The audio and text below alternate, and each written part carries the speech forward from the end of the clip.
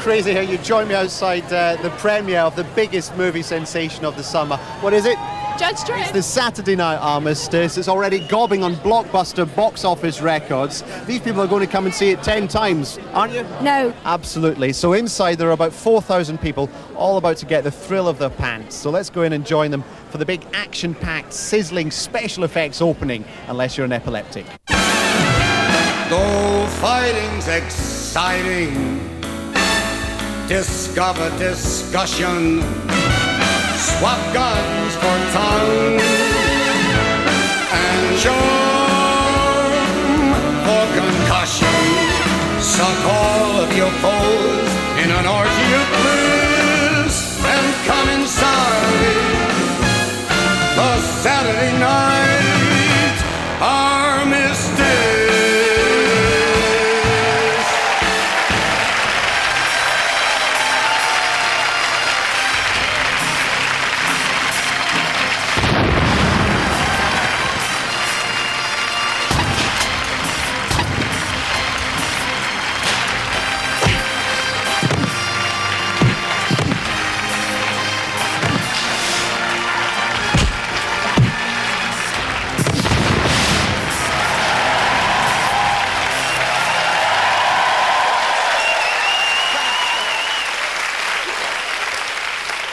It was me all the time!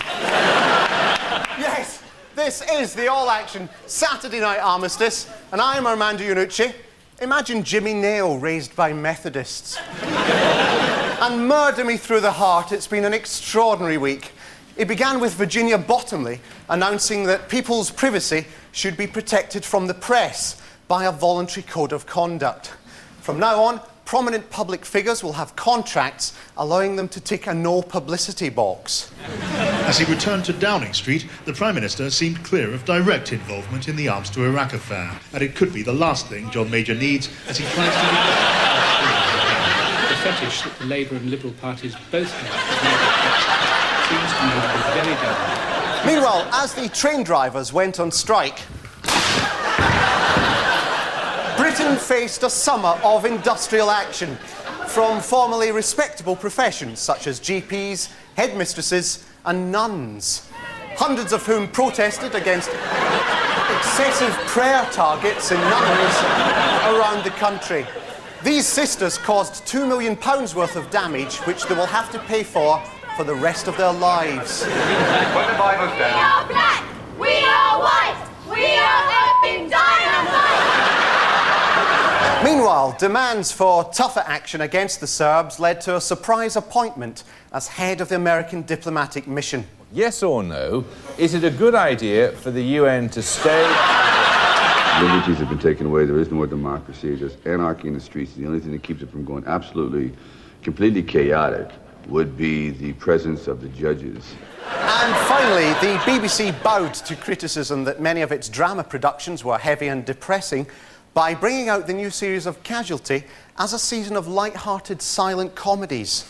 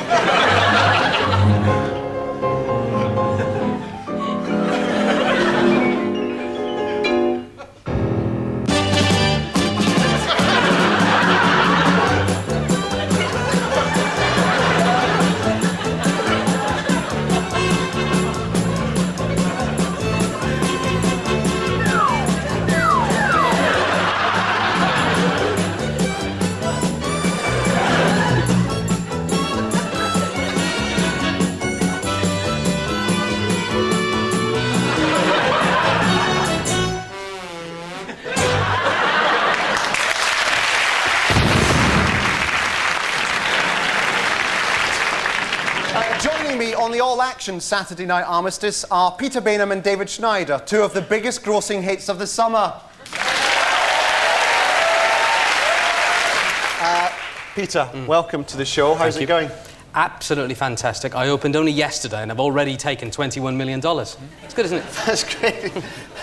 Now, David, you're older than Peter, so you've been going a bit longer. Yeah. How have you been doing? Well, I've already grossed $74 million, which I should explain makes me the third most successful David ever.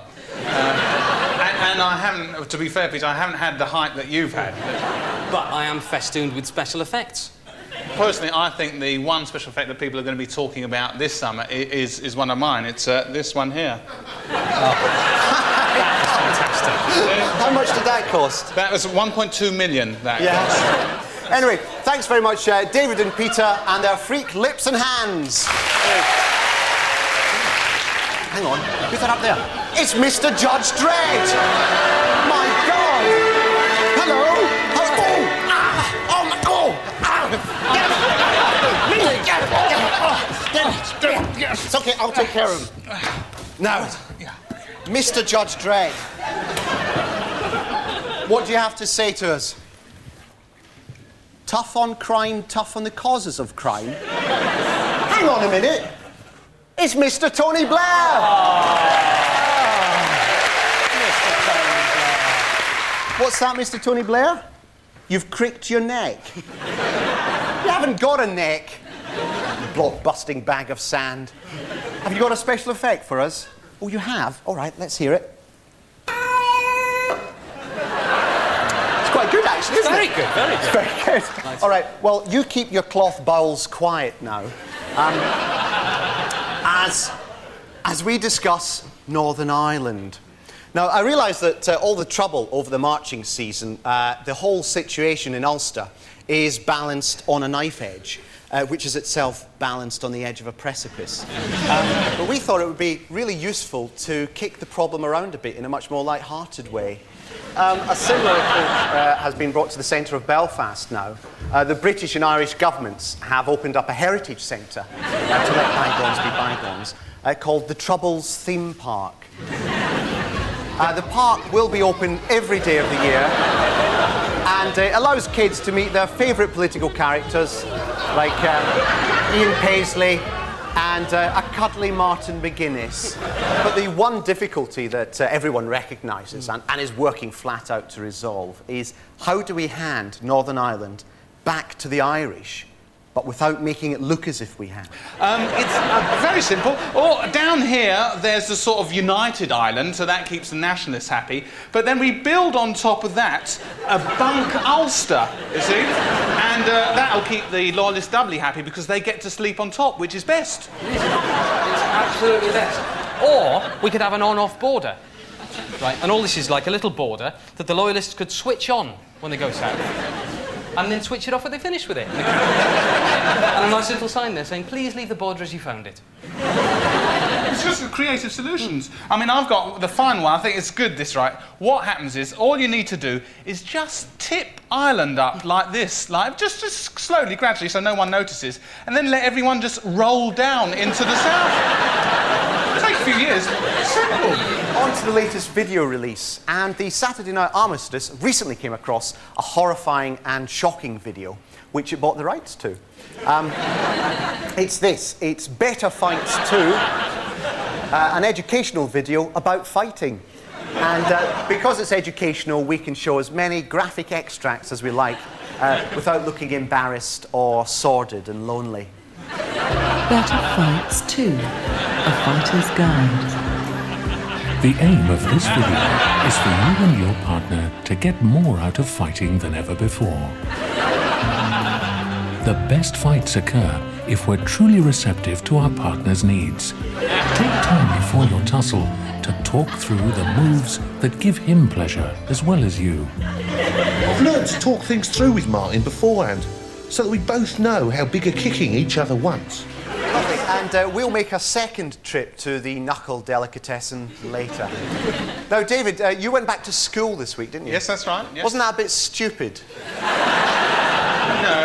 No, you see, the thing is, I'm very concerned about education because, let's face it, without education, what are we? Plants. And Over the last couple of years, there's been a lot of talk about class sizes, and this week the government decided to remove the limit on the number of children you can put in one room and teach at. A class, right, can now be literally any size, from 1 to any size. So what does this deregulation actually mean? Well, I decided to go back to school, disguise myself as a teacher, isolate a lesson scientifically, and find out for myself. Bonjour, la classe. Je m'appelle Monsieur Ridge. Les animaux. For this experiment, we started a perfectly ordinary French lesson with no pupils. The class was then fed in one pupil at a time. Le chien. Things ran fairly smoothly until 23 pupils. At 24, the class becomes noisy and more unruly. Footballs are passed about, and then magazines. One of the girls produces a sword. From this point on, the teaching had to be more animated. At 62, it became impossible to teach the entire class. Smaller groups had to be started, and interim teachers appointed to teach them. You want to teach him the cheval, that's a horse. Teach him, listen to him, listen to him. Through this new teaching system, French becomes distorted into a new language based on the 3 words the children know: cat, dog, and horse. At 90, one of the girls gives birth.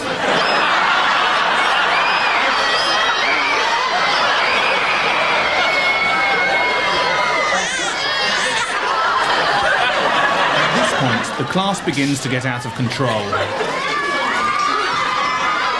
With 117 children, the class suddenly achieves a state of natural equilibrium. The entire class becomes unbelievably attentive and quickly grasps the difference between ER and IR verb formulation. Excellent, mes enfants. Luckily, this is the moment at which the inspector arrives. Très bien. At 118, extreme violence resumes. School uniforms mutate. The children make rudimentary weapons. Only one child is still paying attention. Please. At 142, the class becomes seriously dangerous. At 165, a rudimentary religion emerges. At 192, the one attentive child is sacrificed by the high priest.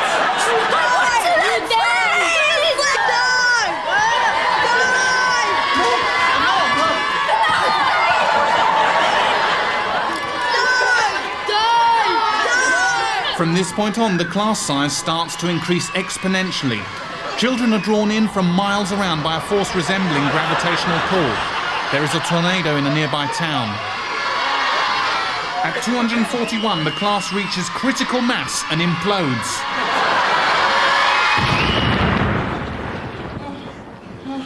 One tiny, super dense child remains.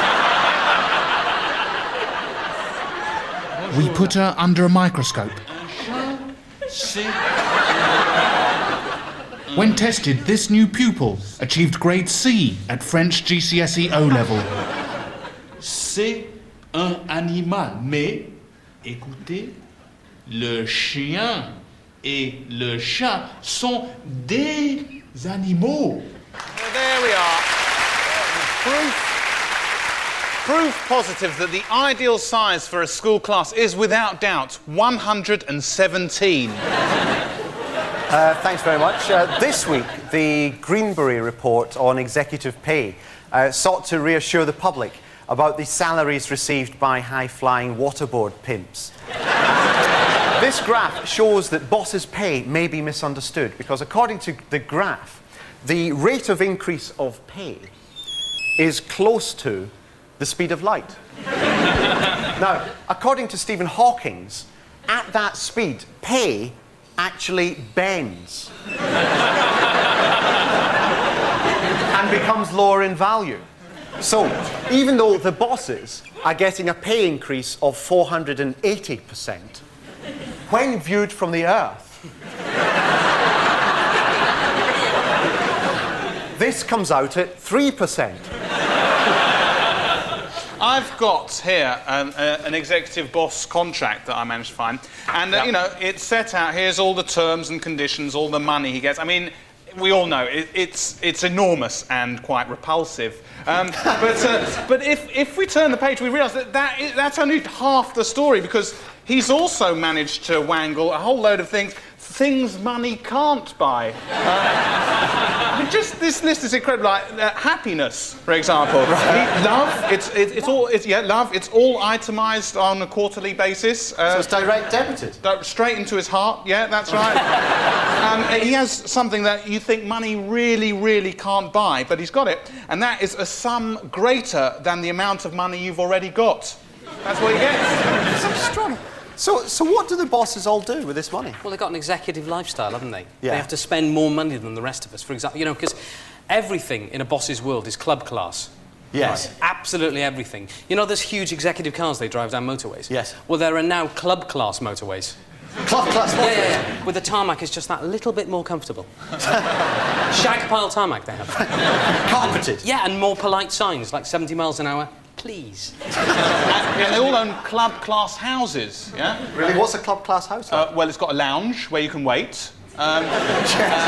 There's a complimentary staircase, and there's a television that shows episodes of Mr. Bean. That's what and the bosses even have a club class death, where the soul leaves the body and is just whisked straight to heaven. Through the gates, past all the queues, and at the other side you're met by an angel with the boss's name on a card and a Hertz rental chariot. It's nice. It's great. What happens to the rest of us? I suppose we're just left like in a holding pattern, circling above heaven. No, below heaven. Oh yeah. And actually the perks don't end there, because at the point of death, bosses have perhaps the ultimate tax-deductible item, which is a club class coffin. And we've got one here. Here it is, brought on by our special Saturday night Armistice persons. And as you can see, it's a lot wider than the normal coffin.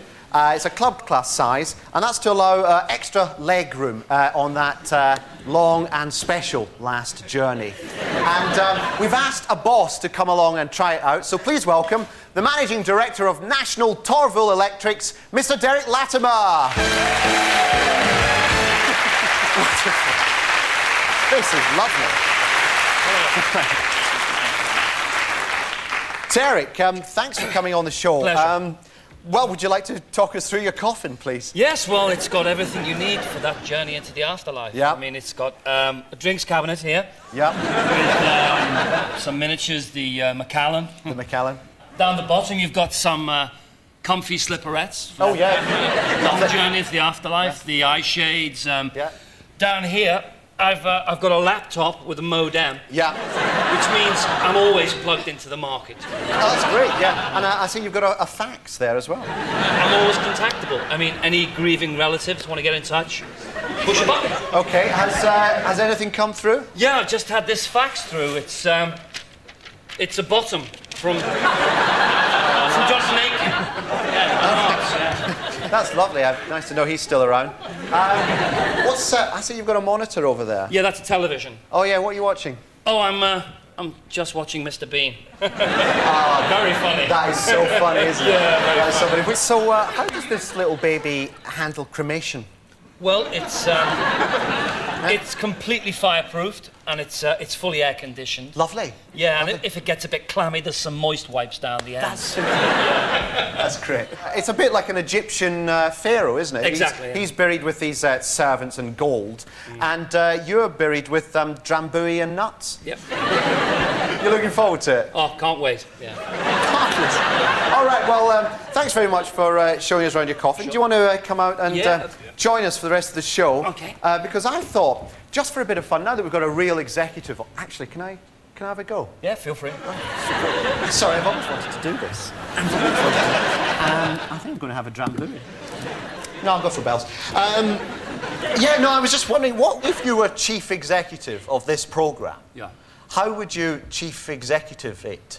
Well, as with most outfits, I'd be looking at rationalising the operation, downsizing it, making it leaner, fitter, more efficient machine. Very wise. Yeah, I mean, for example, I see that on the programme there's you and there's 2 other presenters. Yes. Well, you could spread the workload more efficiently if there was just you and only one other. Yeah. Yeah, it's funny you should say that because we were talking about this, me and Armando, only yesterday at lunch. Actually. I mean, if you were to shrink down the workforce here, who would you like rationalised away from the show? Do you think? What not do? Yeah, thanks. Well, for example, Peter. Oh, Peter, for example. Good idea. Outside this organisation, Peter would be free to build on his success and achieve an independent status that could, in the long term, accrue huge benefits for himself and this programme. That sounds quite good, actually, yeah. Will I still be on the show? No, Peter, no. You'd be independent of the show. Okay, you'd be independent off the show. Yeah, it's progress, which is good. Right, so what should we do with them? Sell them off. Or float them? Yeah. Sell shares to the public. That sounds great, actually. Well, why don't you come back on the end of the show, right? Go away and prepare a bid and a sales launch, right? And at the end of the programme, you come back and we'll launch onto the market the Peter Bainham 95. Right, see you later. OK, cheers. Thanks. Marvellous. And nice nuts, too. A few weeks ago, we followed a woman from a BBC costume drama as she bought a Mars bar on her day off. And afterwards, we got so many letters asking to see her again, some of them written in the Victorian era, that we very cowardly agreed. Miss Megan, my dear old nurse, Miss Megan, is it you? Is it really you, Miss Megan? Oh, please do not leave me again. Miss Megan, my trusted friend. Please, return to me, my long-lost friend. Oh, dear Miss Megan. You are leaving me again. So soon. Goodbye. You were ever my true friend.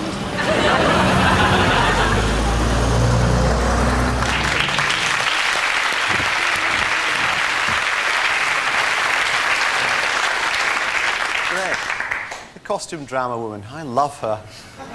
Even though she's 180 years old. Now, David and Peter, have you got any more special effects for us? Oh, I've got a very good one that I think is going to be very, very popular, actually. Watch this. Oh, my God. That is it. Please, whatever you do, don't try that at home. The Queen Mother tried it this week. She just had to be rushed off. Terrible. Terrible state. So there you are, more special effects in this, the all-action, blockbusting Saturday Night Armistice. There you go. And more snap necks now as we rejoin our two fighting men. Should that be... And our 14... What? Sorry, get breaking the it's okay. recording. I'll go and sort it out. Peter, It's all right, I'll sort it out. It's all in hand. Calm down, everyone, calm down. No panic, no panic. Yes. See? It's all in hand. Get out of the way. Hey! Oh, thank God for that. Oh, well done, Peter. What? Hang on, what's that? Well, they're going to put the... What are No, they doing? these are my rapid reaction firefighters. Right, are they going to put the fire out? No, I've asked them to monitor it. They're going to count the flames and see if the number of flames gets any bigger. Well, they will get bigger because it's a fire, you see, and it's going to burn. Yeah, well, it would appear from this gentleman's observations here that the flames have increased in size by 30% over the last 60 seconds. We could... Right, yes, we can see that, Yeah. We'll take more robust action, OK? Good. Off you go. So what in Christ's name was that?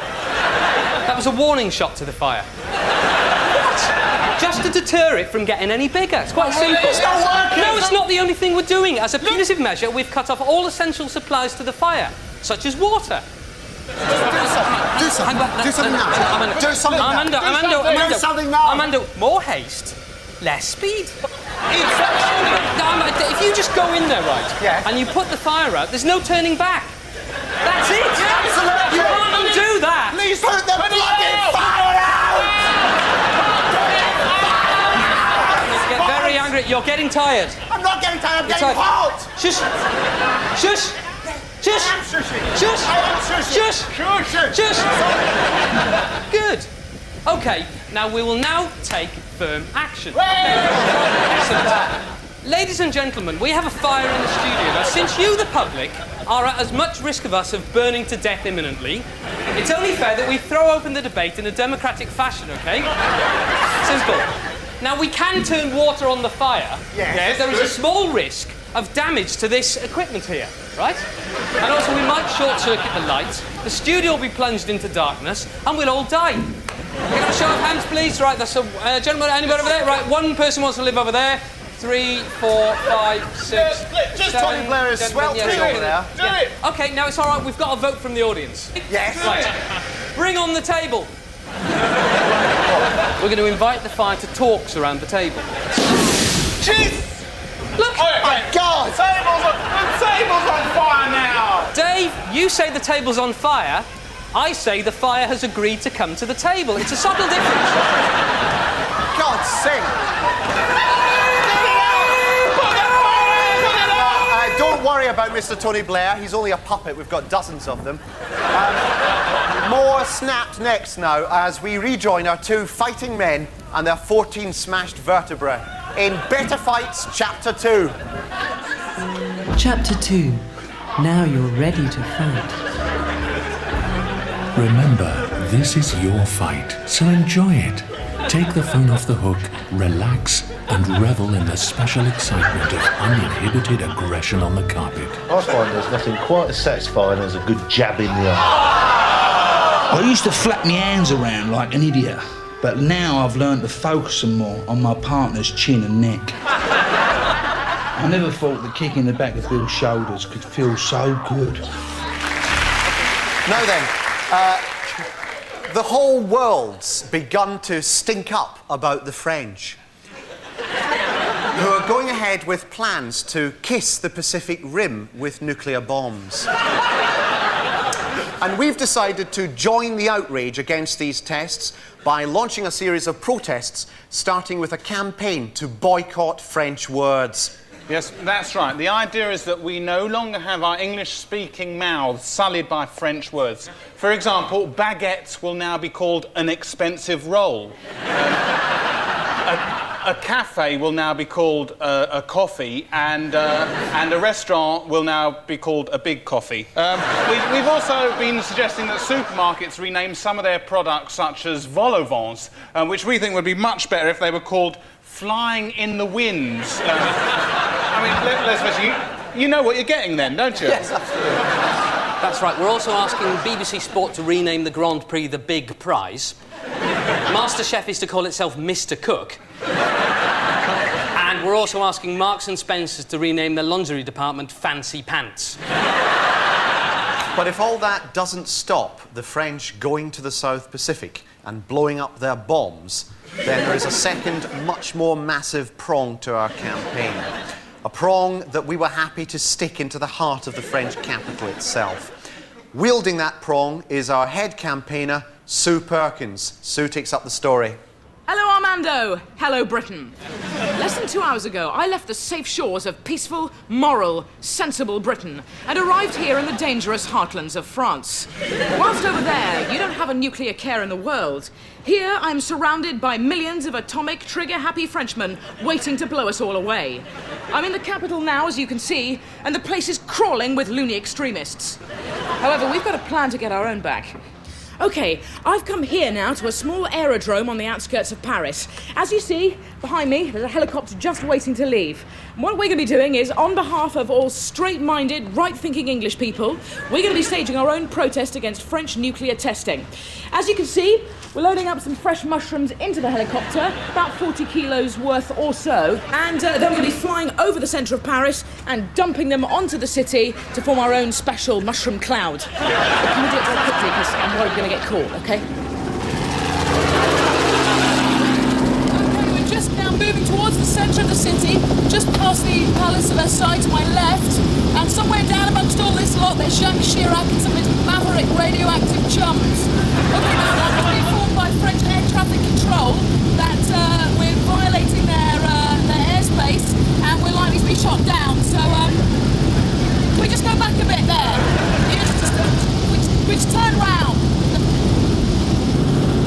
we've reached the drop zone. 1, 2, 3. Go, Mushroom 1! Go, Mushroom 2! Go, go, go! Come on, spread formation! Come on, let's go! Woo! Go on, take that plastic Petra! And jump on Sandra, Balzac, Antoine de Caunes! See how you like that? Jean-Michel Jarre, Vanessa Paradis, and your Chola Taxi! Hey, see how you like that, eh, Papa and Nicole? Lovely! Vive the difference! Back now to our final gush of pain from the Better Fights video, and this time the boys show you how to enhance the pleasure. Chapter 3. Making fighting even better. Explore your limbs and punching potential by taking time to fight on your own. You may like to experiment with different positions. There are hundreds of ways you can enhance the violence. Sometimes Bill and I could use household furniture to enhance the abrasions. And try some special moves. Clench the left hand up against the back of the neck and try squeezing hard on the chin. Force the head against something hard repeatedly until you feel the skin start to loosen. Let it break open and then reach for a bottle of vinegar.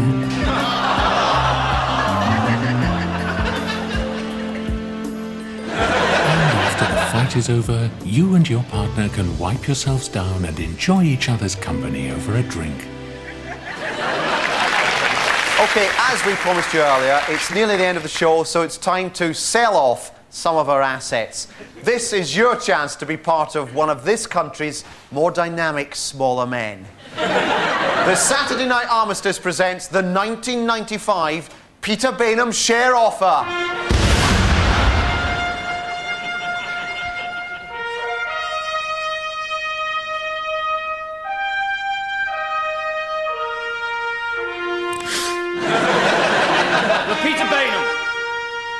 After rapid growth from 1963 to 1979, has consolidated his size.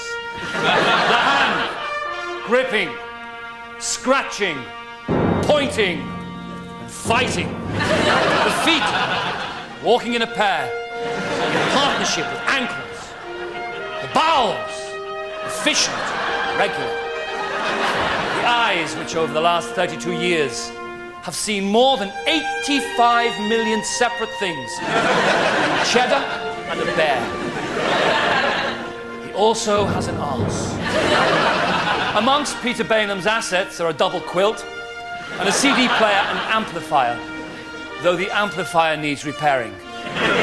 This is Peter Bainham. And can we have the price of the shares, please? The share price is 34 pence! Gentlemen, 34p. Who's got 34p? Free for a pound. This is your chance. Buy some shares of Peter Bainham. Yes, sir, that's it. I know you don't look like someone who... Well, don't worry, the tax raised and all this does go to charity. It's going to the Royal Opera House. Right, how are we done? We've done very well, our men, very well indeed. OK, well, congratulations to all those wise investors. You're now the proud owner of bits of the Peter Bainham. Yes, though, of course, Amanda and I do already own 51% of Peter, so we have the controlling shares. No, I'm independent. You said I'm independent. No, you're not. We own you. Dance. Dance. Come on. Dance. Dance. If you bought shares,